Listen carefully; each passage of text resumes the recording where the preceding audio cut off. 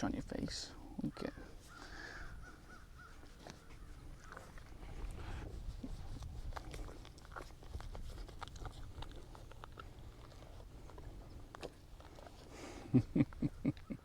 Bluebell's doing really great. It has been a little over a week since we lost her mama, and it's been a tough challenge to get her to eat. But as you can see, she loves grass, and she's been drinking water. And in the last couple of days, we finally got her to start eating her grain, and she's eating grain good. We've got her sweet feed and alfalfa pellet mix. I would be happier if she was drinking milk replacer because she needs the nutrition.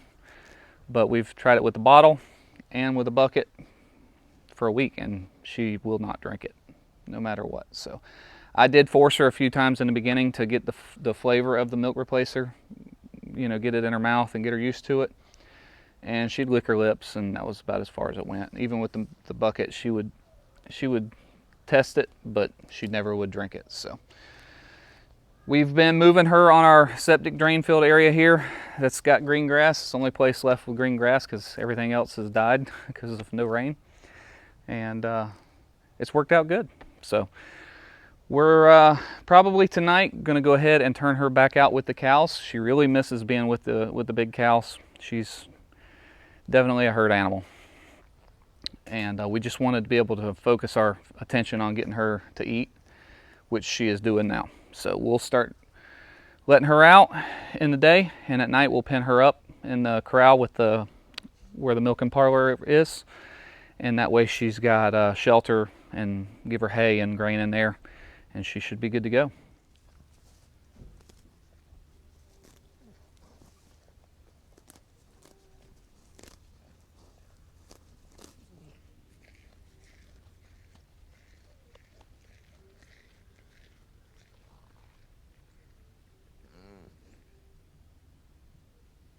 Well, I want to take just a minute to address a few things from my last video. So our last video was where we lost Buttercup, and we received several very rude, hateful comments about the way that we treat our animals and how we live our lives and how our animals are just props for YouTube and just all kind of nonsense.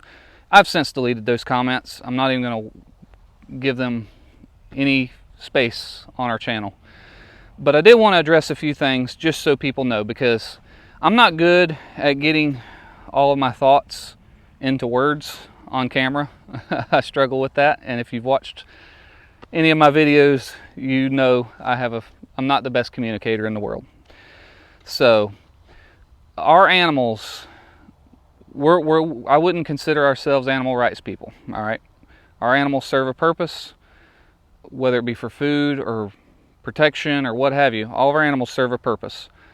But our animals are treated with utmost respect and dignity until they're no longer here. So our meat chickens, our pigs, they have one bad day, and that's butcher day. They live a great life otherwise. Same with our cows. Our cows, a lot of our beef cows out here are breeders and are going to have babies in the next few months, Lord willing. They live great lives. We feed them well, keep them hayed, watered. They are very content. Our animals never holler, never make any noise unless we're 5 minutes late getting back there to feed them in the morning or evening. Then they're hollering at us. But we have a schedule that we keep with every animal, and we check on them throughout the day, make sure they have food and water. All of our kids help with doing different chores and feeding and watering the animals, and Katie and I oversee it, and we make sure everything gets done so nothing gets neglected or left out. So we believe that we are to be good stewards of our animals that the Lord's blessed us with. It's our responsibility to give them the best life possible.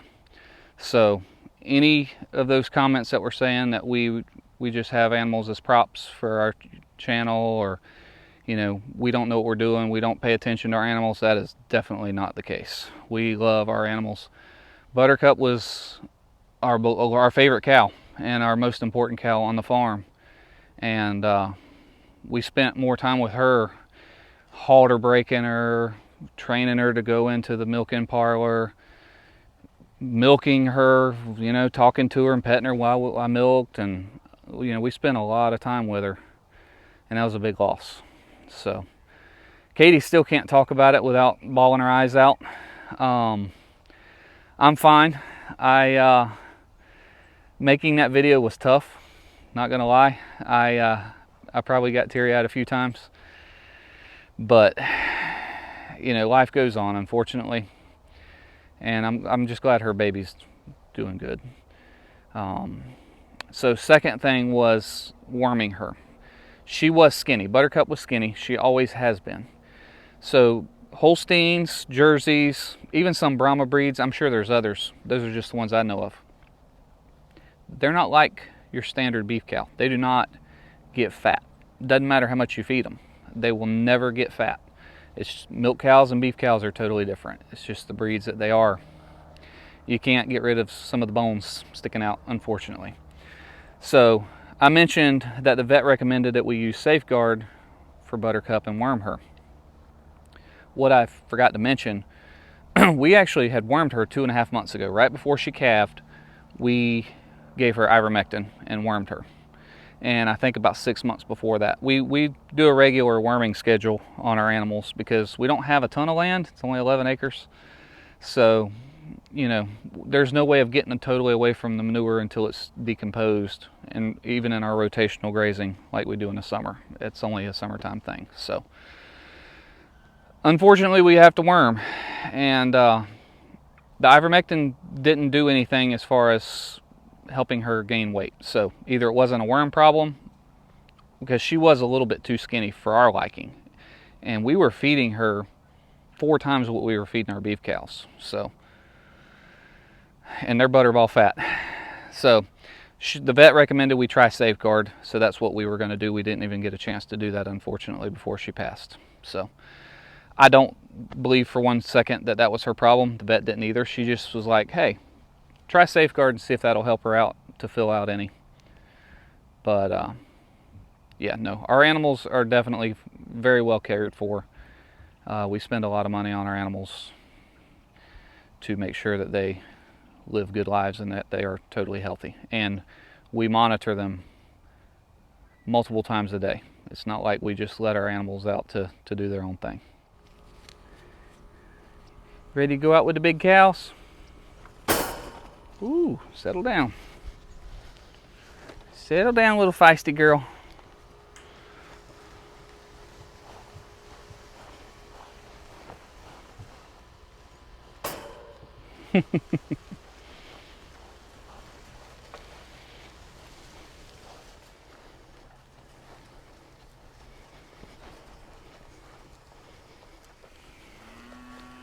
Uh-oh, they're coming to greet you. They're coming to greet you.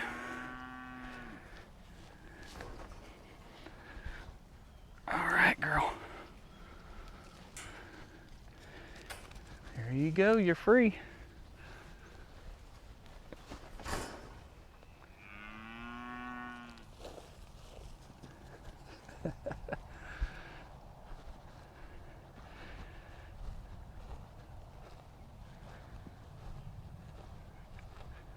She'll probably look for Charlotte. Charlotte's out here.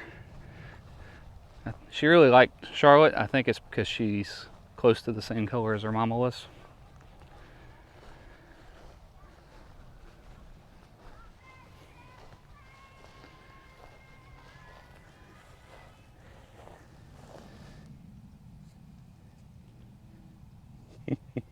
You're silly.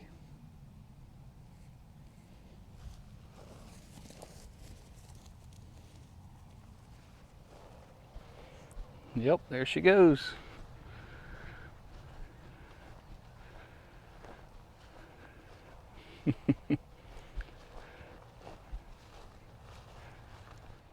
You watch over for her, Charlotte.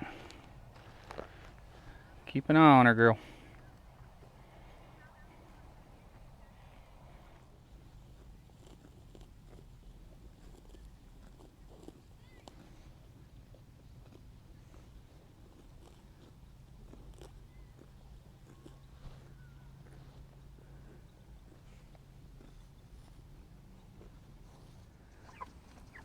Well, the meat chickens are just over 6 weeks old, so they got about 2.5 weeks to go, and they'll be going in the freezer. And here doing what they do best, eating.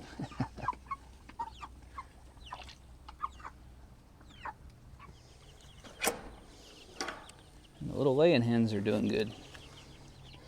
They have really been enjoying pasture life.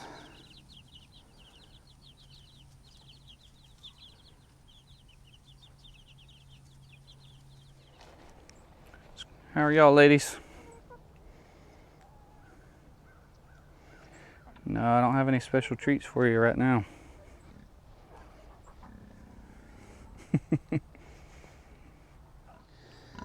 Well, for the first time in many months, Mr. Red is all by himself. He's all alone. No ladies. You're not happy about that, are you, buddy? We just transferred Bella out into her own pen now. She's bred. Yep. Yep, she is.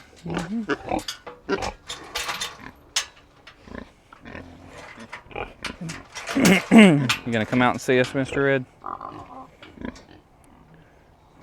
He's a big old boy. And these two ladies are doing good. Ginger's actually starting to milk up just a little bit. She's about a month and a half from delivering. And I think Brownie is as well.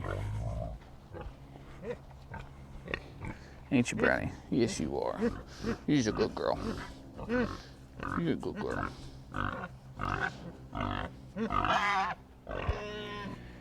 And over here in the feeder pig pen, we've got this little one from this last litter, and this big guy right here.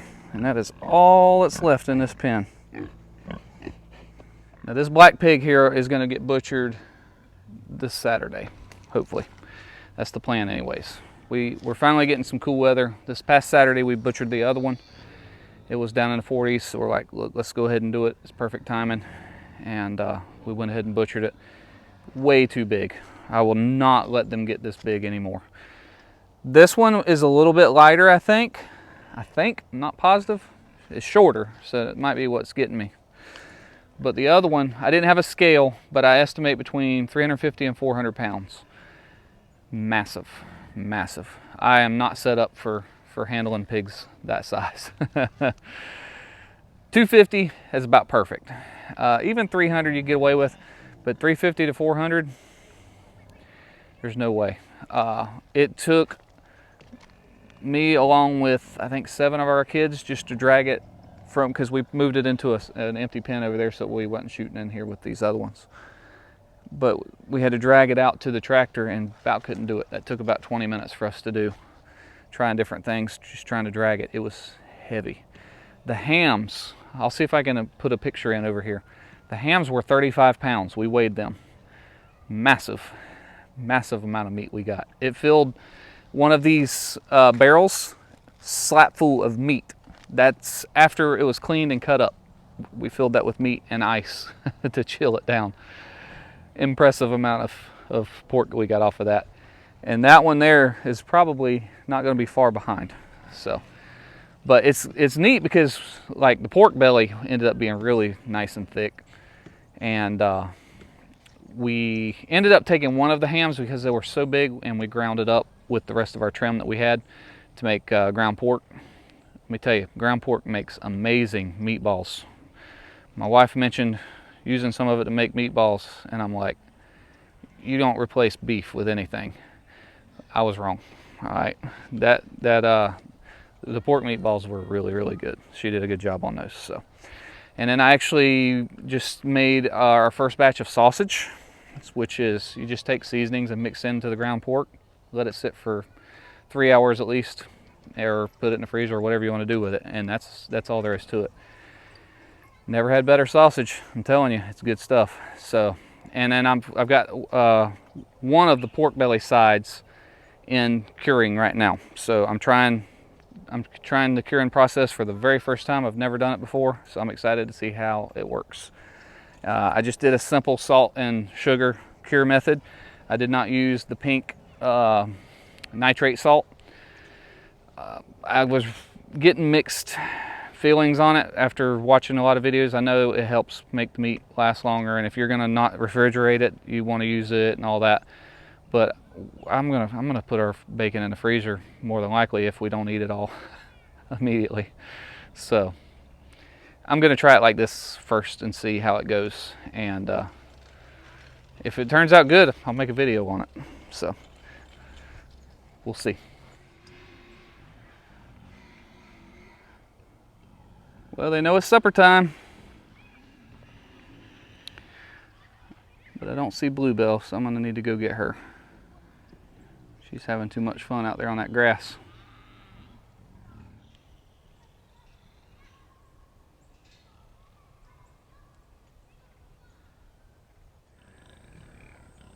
Well, I'm moving our sugar cane over here along the fence. It's just kind of a good spot to be out of the way. I cut a bunch and went ahead and planted it because it's that time of year. And I don't know if you can tell, it's sprouting. And sprouting really good all the way down. So I'm happy with how it turned out. I would have preferred that it had waited to sprout until next spring, but it's doing good. It's doing real good. Just popping up out of the ground, no problem. When we planted this sugar cane years ago, it was unused space. It was kind of out of the way. It was a perfect spot for it. Just put it back here, and it was great. But as we've added more fruit trees and blueberries and grapes and all of our homestead stuff, we're starting to run out of room. So we got to rethink our layout and make things a little more efficient. So we're going to take the sugar cane, like I say, replanted it over there on the fence line, and then we'll just get rid of this. I actually have somebody that wants all of this sugar cane. He grinds it up into syrup. So we're going to cut this in another week or so and give that to him, and get rid of all this. And that'll allow an open aisleway to be able to travel with the tractor for fertilizing, and our side-by-side for getting across to each side of our yard here. And also allow us an area to be able to plant our blackberry bushes there. So lots of things to do. We got a lot of projects coming up, a lot of homestead projects, and we've got a secret project we're actually working on that we'll share more hopefully in the coming weeks, maybe a month or so from now. It's a really big project that we're going to be working on here on the farm, so stay tuned. That's going to do it for today's video. Thank y'all so much for watching our channel. We'll see you next time.